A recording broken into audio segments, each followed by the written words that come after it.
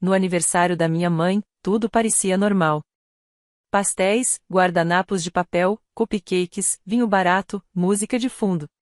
Minha mãe fez aquela torta de frutas que sempre aparece quando ela quer parecer simples, mas ainda assim melhor que todo mundo. Meu pai contava mais uma história sobre como a vida costumava ser difícil. Bianca trouxe balões e fingia que não tinha passado a manhã gritando com os filhos. A Freia estava sumida, provavelmente brincando ou lendo em algum canto. Nenhum drama.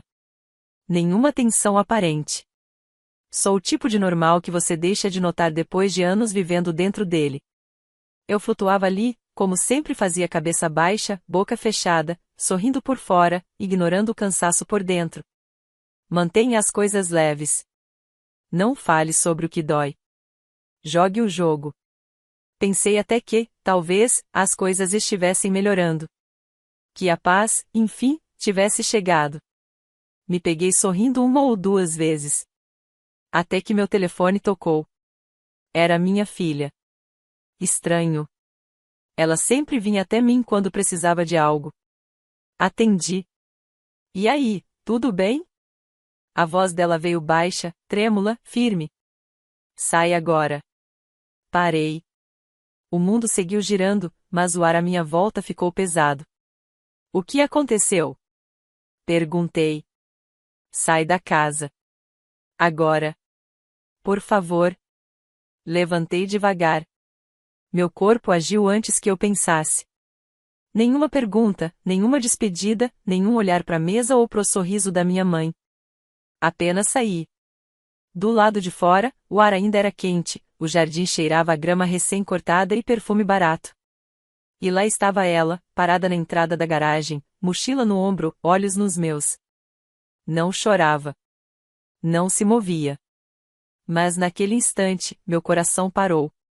E então tudo fez sentido. Corri até ela. O que está acontecendo? O que houve? Podemos ir? Ela respondeu. Não quero conversar aqui. Só entra no carro. Olhei para o rosto dela, para as mãos apertando as alças da bolsa. Ela não parecia machucada, mas estava vazia. Alguém gritou com você? Alguém disse alguma coisa? Não, ela respondeu. Não exatamente. Só vamos, por favor.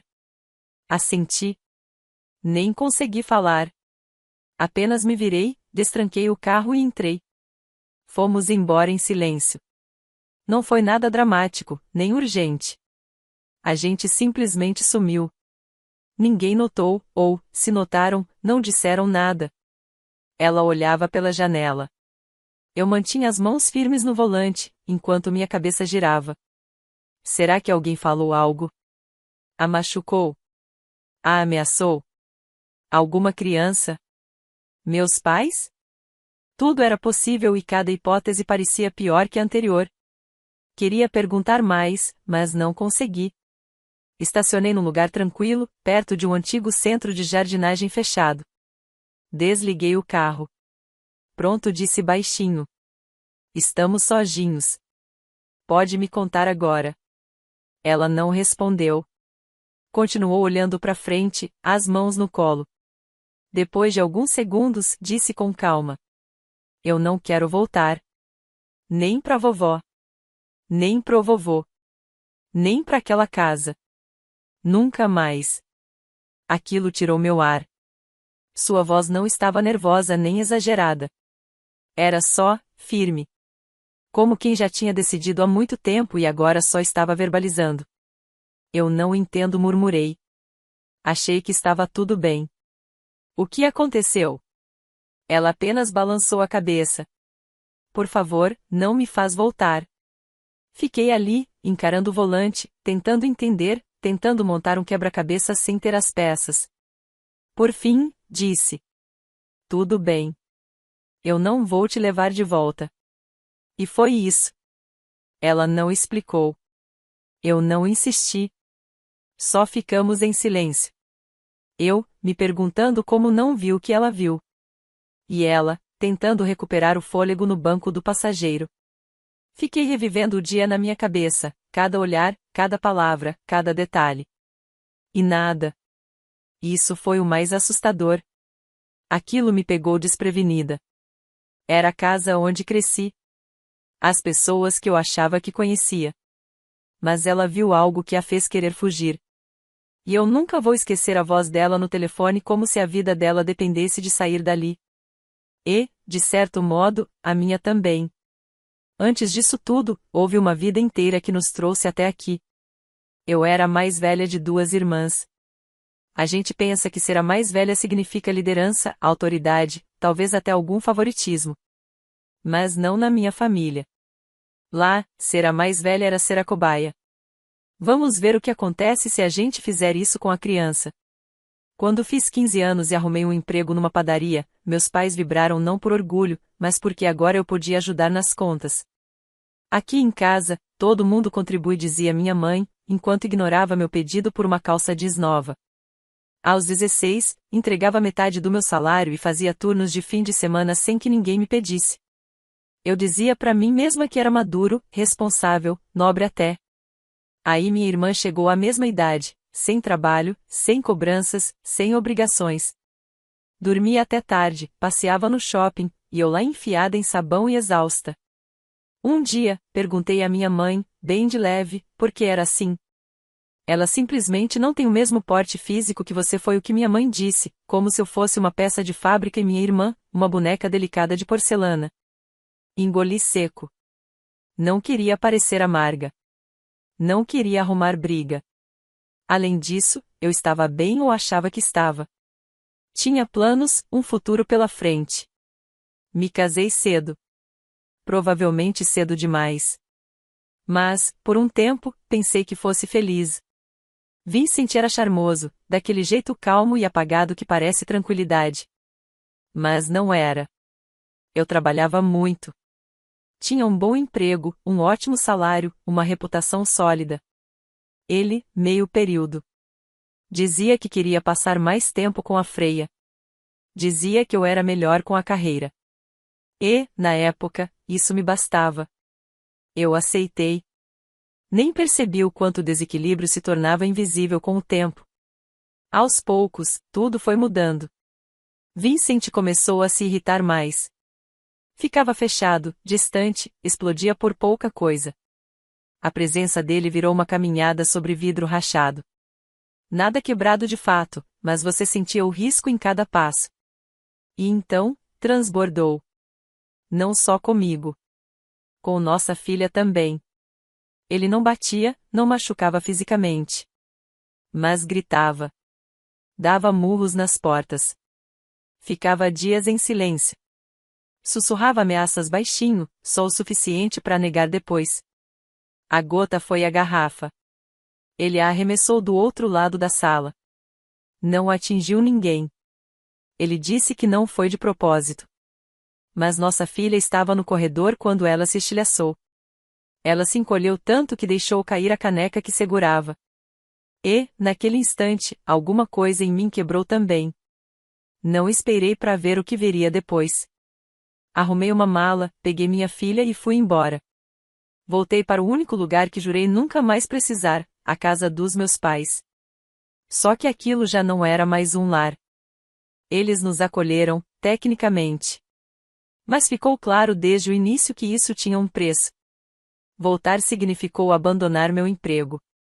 Ser mãe solo, com audiências judiciais, terapia, escola, e uma filha que se assustava até com o som do micro-ondas, era impossível manter aquela rotina. Na minha área, trabalho de meio período é lenda. Aceitei algo flexível e mal pago. O suficiente para sobreviver, mas não para viver. Muito menos para sustentar alguém. E esse era o problema. Por anos, fui o esteio da família. Quando eu ganhava bem, mandava dinheiro para os meus pais todo mês. Pagava contas grandes. Cuidava das pequenas sem alarde. Financiei até a viagem deles para Portugal, com tudo incluído, 2 verões atrás. Até hoje falam disso como se tivesse sido o auge da vida deles. Mas quando parei de pagar, o impacto veio. Silencioso, mas visível. Os suspiros da minha mãe ao encarar o extrato do supermercado. As menções frequentes do meu pai sobre a conta de água. E, de repente, esqueceram de me colocar no grupo da família no WhatsApp. A casa estava cheia. Minha irmã, o marido e os 2 filhos pequenos também moravam lá com energia de guaxinins com cafeína e nenhum botão de volume. Moravam como se não tivessem para onde ir, meus pais os adoravam. Ajudavam, cuidavam, se orgulhavam. Pensei, se ela pode ficar aqui com esse circo, eu também posso. Certo? Mas não parecia certo. Desde o primeiro dia, senti a diferença. Os desenhos da minha filha nunca ficavam mais de um dia na geladeira.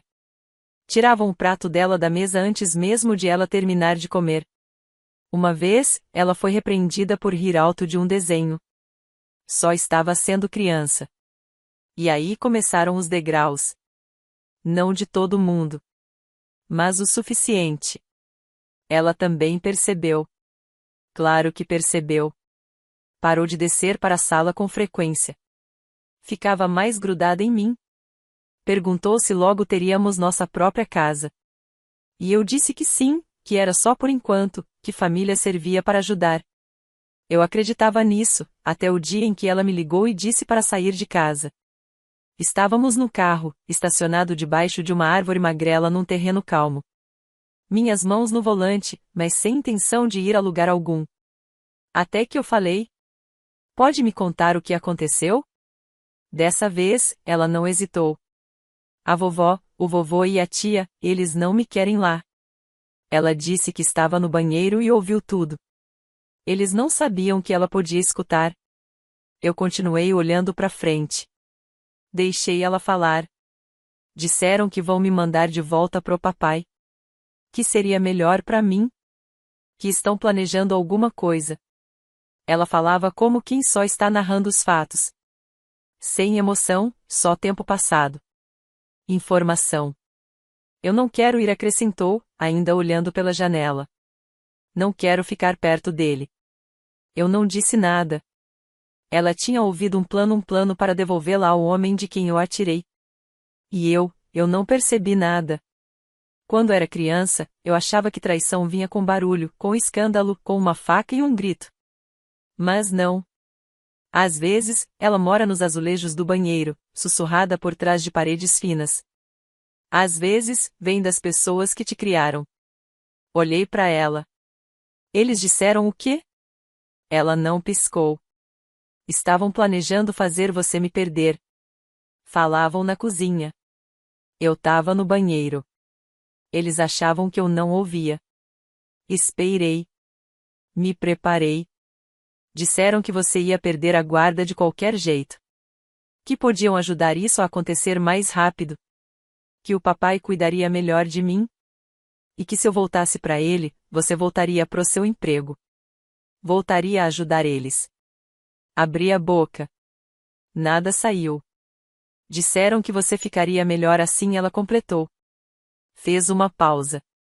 Falaram que podiam plantar alguma coisa nas suas coisas. Talvez drogas. Pra parecer feio. E aí chamar o conselho tutelar. Silêncio. Eles querem te incriminar, disse. Ela assentiu. Os lábios tão apertados que ficaram brancos. Você tem certeza? Perguntei. Eles disseram, mãe. Disseram tudo. Que eu falo demais. Que a casa tá cheia. Que antes era melhor. Que você já não é útil. E que ele sempre foi o pai melhor. Algo em mim mudou. Não quebrou, não explodiu. Só mudou. Então eu arrumei o que deu tempo, ela disse. São 2 da tarde. Eu fui embora. Liguei para você. Olhei para a mochilinha no chão do carro. Ela tinha lembrado de pegar meu carregador. Aquilo quase me desmontou. Mas respirei fundo, virei a chave e dirigi. Não voltei. Nem para pegar roupas. Nem para dar explicações. Nem pela escova de dentes. Dirigi direto para a casa do Chris. Chris é meu amigo desde os 10 anos. Nunca rolou nada. Nunca tentamos. Ele é um desses raros unicórnios humanos, um amigo homem, platônico, que aparece, escuta, e sempre tem pasta de dente sobrando. Abriu a porta com um café numa mão e meia no pé. Preciso dormir aqui, eu disse. Ele olhou para mim, depois para minha filha, e se afastou, abrindo espaço. Sem fazer perguntas. É por isso que ele ainda faz parte da minha vida. Naquela noite, dormimos no sofá dele. Freya se encolheu ao meu lado. Silenciosa demais para uma criança. Fiquei olhando pro teto, contando as voltas do ventilador e tentando não gritar. Meu celular vibrou 17 vezes. Não olhei nenhuma. Na manhã seguinte, tentei agir normalmente. Penteei o cabelo, achei um par de meias quase combinando, preparei o lanche da minha filha e coloquei um guardanapo com um gato mal desenhado. Beijei sua bochecha e disse: "Você é corajosa." Ela assentiu. Sem sorriso. Só coragem. Dura e silenciosa. Fomos caminhando até a escola. E, claro, eles estavam lá. Meus pais, parados no portão como se fossem da máfia, só que em vez de ternos, estavam com sacolas e aquele tipo de tensão falsa, educada, que aparece quando alguém está prestes a dizer algo cruel. Minha filha congelou. "Tá tudo bem", eu disse. "Vai. Eu cuido disso." Ela correu para dentro. Eu fiquei para encarar o inimigo. "Onde você estava?" Minha mãe atirou, sem bom dia, sem abraço, sem nem fingir preocupação. "Acho que vocês já sabem", respondi. "Tivemos que ligar a noite inteira." "Você desapareceu com ela", disse meu pai, parecendo mais ofendido do que preocupado. "Eu não desapareci. Eu tirei minha filha de um lugar onde estavam tramando destruir a minha vida." Minha mãe piscou. "Com licença." "Ela ouviu vocês." Ouviu tudo, enquanto estavam na cozinha, planejando seu pequeno golpe de custódia. "Isso é ridículo", rebateu rápido. "Ela deve ter entendido errado." "Entendeu errado a parte em que você ia plantar drogas em mim?" A boca da minha mãe abriu e fechou. O rosto corou até o pescoço. "Estávamos falando de possibilidades", murmurou. "Você está estressada." Pediu demissão. "A guarda da Freya tá parada." "A gente só queria ajudar." "Eu estava tentando." "E vocês estavam ocupados armando minha queda porque não tinham mais finais de semana no spa?" "Isso não é justo", meu pai disse.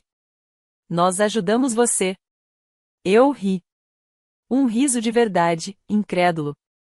"Vocês me acolheram depois que passei anos pagando suas contas. Depois que reservei uma semana em Creta para vocês dois. Depois que comprei aquela maldita máquina de café expresso." Os olhos da minha mãe se estreitaram. "Então é sobre dinheiro?" "É sobre lealdade", rebati. "Aquela que vocês venderam por uma chance de voltar a viver tranquilos." "A gente só queria o melhor para ela", disse meu pai. "Vocês vivem brigando." "Ele sempre foi bom com ela." Ele jogou uma garrafa na parede enquanto ela estava no quarto. "Ele não era pai. Era uma ameaça. E vocês sabiam." Minha mãe cruzou os braços. "Você é emotiva." "Tá exagerando." "Chega", interrompi. "Chega de deixar vocês reescreverem tudo. Vocês tentaram arruinar minha guarda. Tentaram apagar meu papel de mãe para voltarem a se sentir confortáveis." Silêncio. Olhei para os dois. "Querem conforto? Vão ter. A partir de agora, vocês não vão ouvir mais nada de mim. Nenhuma mensagem, nenhuma visita, nenhum cheiro." "Não seja dramática", disse meu pai. Virei as costas. "Vocês ainda não viram nada de drama." E fui embora. Naquela noite, Chris me encontrou na cozinha dele. Eu estava abraçada a uma caneca de chá que nem cheguei a beber. "Tá tudo bem?" ele perguntou com gentileza. Não respondi. "Mas pelo menos agora sei onde estou." Frei apareceu em silêncio, de pijama, com o guardanapo na mão, aquele com o gato mal desenhado. Sentou ao meu lado, encostou a cabeça no meu braço e não disse nada. Eu também não chorei. Não por não estar arrasada, mas porque estava exausta demais para isso. Eu tinha perdido meus pais.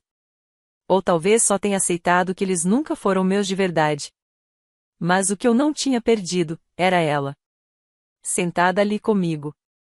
E eu queimaria o mundo inteiro antes de deixar alguém tirá-la de mim de novo. Você pensaria que, depois de tudo, eu teria aprendido a relaxar quando o silêncio chegasse. Mas não. O silêncio, para mim, virou sinal de alerta. Já faziam semanas sem nenhuma mensagem dos meus pais. Nenhuma ligação, nenhuma ameaça, nenhum primo curioso aparecendo. Nada. Natan chamou isso de paz. Eu chamava de suspeito. Freya estava melhorando aos poucos. Voltou a dormir, a comer. E começou a desenhar uns quadrinhos estranhos, lobos lutando contra cobras. Não perguntei nada. Em todos os finais, a loba vencia e se enrolava numa toca com o filhote. Aquilo era suficiente para mim. Eu ainda estava na casa do Natan. Ainda falo assim como se tivesse contrato assinado, não tinha. Não tinha planos. Mas Natan, abençoado seja, nunca fez parecer que estávamos ficando demais. Fazia panquecas para Freya, café para mim, e dizia coisas como: pode ficar o tempo que quiser. E eu comecei a acreditar que ele estava falando sério. Foi então que surgiu a oferta de emprego. Horário flexível, bom salário. Nada que me fizesse vender a alma ou abrir mão da minha filha só para comprar queijo. Eu não chorei quando recebi a proposta. Mas me tranquei no banheiro e ri até tossir. Aquele trabalho era meu primeiro pedacinho da vida antiga, a parte boa, tentando voltar. E foi, claro, quando vi as fotos. Eu nem estava fuçando.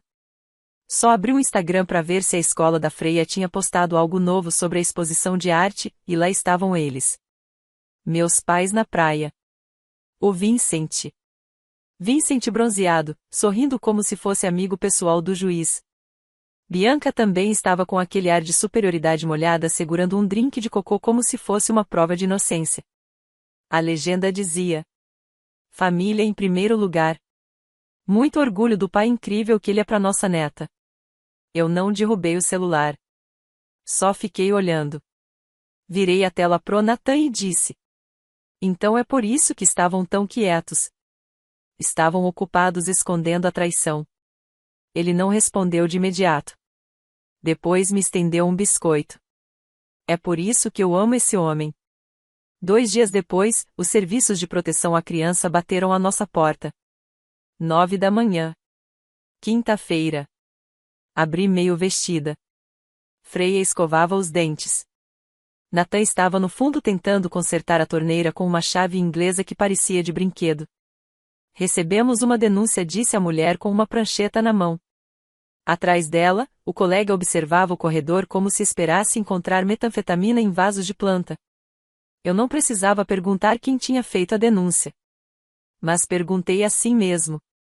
Seus pais, ela respondeu. Claro que foram.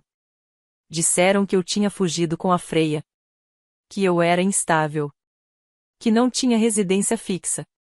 Que havia homens estranhos cuidando da minha filha, ou que, suponho, incluía o Natan, que naquele momento estava na cozinha servindo suco numa xícara em forma de chifre de unicórnio.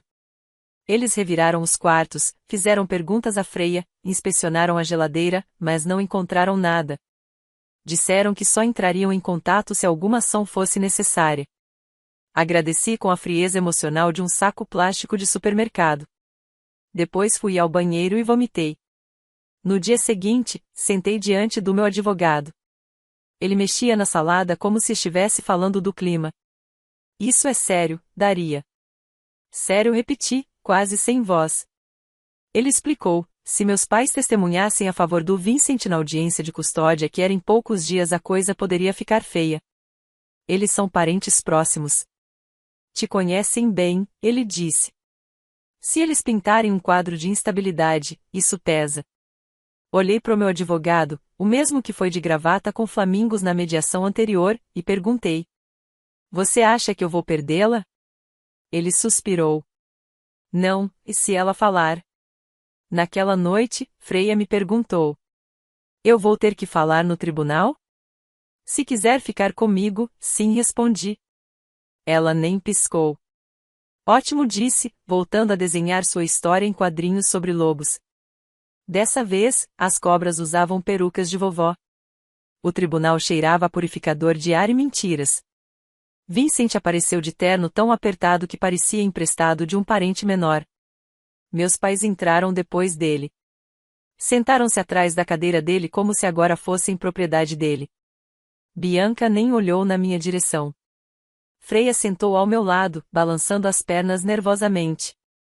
Nathan, lá no fundo, me lançou um meio sorriso. Firme, calado, presente. O primeiro dia foi brutal. Meus pais testemunharam dizendo que eu era instável, emocionalmente desequilibrada. Minha mãe falou que eu sempre fui muito sensível. Meu pai ficou assentindo com a cabeça como se estivesse sendo entrevistado num documentário chamado Como Destruir Sua Filha no Tribunal. Bianca fez coro. Vincent é um pai maravilhoso. Ele fica em casa. Se importa com a Freia. Sempre foi paciente. E eu queria levantar, gritar. Então por que diabos eu o deixei? Mas não levantei. Não gritei. Só fiquei ali. E esperei. Fiquei ali sentada, com as unhas cravadas nas palmas das mãos, ouvindo enquanto eles descreviam uma versão de mim que eu não reconhecia. E então, finalmente, chegou a vez da Freia. Ela caminhou até o tribunal como se fosse uma apresentação da escola. Parou diante do juiz, não olhou para o pai e disse: Quero morar com a minha mãe. Ela me escuta. Ela me faz sentir segura. Ela nunca gritou comigo. Perguntaram sobre o Vincent. Ela hesitou. Depois disse: Ele fica bravo. Ele joga coisas. Uma vez jogou uma garrafa. Isso me assustou. Silêncio. E então ela completou: Eu não quero morar com ele. Não me sinto segura. Perguntaram se alguém mais a fazia se sentir desconfortável. Minha avó e minha tia. Ela respondeu: Calma. Disseram que eu devia morar com ele. Que fariam a mamãe me perder. Que colocariam coisas na bolsa dela para ela se dar mal. Silêncio absoluto. Eu não chorei. Não conseguia. Era como se eu tivesse sido arrancada do mundo, flutuando num vazio. E isso já deveria ter sido suficiente. Mas o universo ainda não tinha terminado comigo. Durante o intervalo, vi Vincent se aproximando da minha mãe. Eles começaram a discutir. Não ouvi as palavras, mas vi o gesto, ele agarrando o pulso dela com força. Ela se desvencilhou. Meu pai tentou intervir. Vincent saiu furioso. Foi a última vez que ficaram perto dele. Eles não voltaram ao tribunal. Mais tarde, meu advogado me contou que meus pais haviam retirado os depoimentos e que já tínhamos provas suficientes. Voltamos à audiência. Meu advogado entrou em cena com tudo, rastreou transações bancárias, viagens, um carro novo, despesas escondidas que Vincent nunca havia declarado durante o divórcio. Estava tudo lá, recibos, extratos, movimentações. Ele havia comprado a lealdade deles. E quando o dinheiro parou, a lealdade evaporou. O juiz decidiu a meu favor. Custódia total. Sem visitas. Sem contato. Vincent saiu do tribunal vermelho, suando, derrotado. Meus pais sequer apareceram para o veredito. Na semana seguinte, as fotos da tal viagem de férias sumiram das redes sociais. O carro desapareceu. O brilho secou. Nathan me mostrou uma captura de tela de um post da minha mãe antes dela apagar. Às vezes, a família é a lição mais difícil. Eu ri. De verdade. Pela primeira vez em muito tempo. 1 ano se passou. Às vezes ainda acordo esperando o pior. Mas aí eu olho pro lado e vejo Nathan roncando de boca aberta num travesseiro, e Freya encolhida do outro lado com seu lobo de pelúcia. E lembro que estamos bem agora. Nathan e eu acabamos juntos, o que até hoje me surpreende. Durante anos, eu não o enxergava assim. Conheci ele desde criança, da época em que ele comia giz de cera e dizia que queria ser bombeiro, padre e cientista ao mesmo tempo. Coloquei ele na categoria amigo para sempre e deixei lá. Mas acontece que ele gostava de mim há anos. Uma noite, comíamos torradas queimadas e vinho barato quando ele disse que nunca tinha falado nada para não estragar o que tínhamos. Mas algo mudou. Talvez tenha sido a forma como ele segurou a mão da Freya no tribunal. Ou o jeito como ele nunca tentou me consertar só ficou ao meu lado, mesmo quando eu estava em pedaços. Talvez tenha sido tudo isso junto. Ou só o tempo. Tudo que sei é que um dia ele me beijou, eu beijei de volta, e de repente o mundo fez um pouco mais de sentido. Ele é bom pra mim? Melhor do que eu achava que merecia. Freya o adora. Ele constrói castelos de papelão com ela, ouve suas teorias sobre lobos como se fossem artigos científicos, e a deixa ganhar no Mario Kart exatamente metade das vezes. Outro dia, ela disse pra ele: "Estou feliz que você faz parte do nosso bando." Ele chorou no corredor. Nega até hoje, mas eu vi. Meus pais ainda tentaram uma reconciliação. Apareceram na minha porta no sábado de manhã. Com panquecas. Panquecas reais. Como se o cheiro da traição pudesse ser disfarçado com xarope. Disseram que não sabiam como Vincent realmente era. Que talvez a gente pudesse superar tudo. Eu nem consegui responder. Nathan entrou no corredor, olhou nos olhos deles e disse, com toda a calma do mundo: "Vocês precisam ir embora. Agora." Freya espiou pela porta e assentiu, como se estivesse me apoiando silenciosamente. Eles foram embora. Desde então, nunca mais deram sinal de vida. Soube por terceiros que as coisas não têm sido fáceis para eles. Financeiramente, estão enfrentando dificuldades. Alguns parentes e antigos amigos cortaram relações depois de descobrirem o que eles tentaram fazer. Aparentemente, armar contra a própria filha para recuperar uma babá de graça e um fundo para férias não cai muito bem no Bridge Club. Quanto a mim, estou bem. Na verdade, melhor do que bem. Tenho um emprego estável que me dá orgulho, uma filha que ri até dormindo, e um parceiro que me faz sentir segura de um jeito que eu nem sabia que precisava. Não é uma vida chamativa. Nem perfeita. Mas é a minha. E eu vou lutar com unhas e dentes para mantê-la. Fui longe demais? Ou ainda não fui longe o suficiente? Me conta nos comentários. E se ainda não fez isso, se inscreve aí.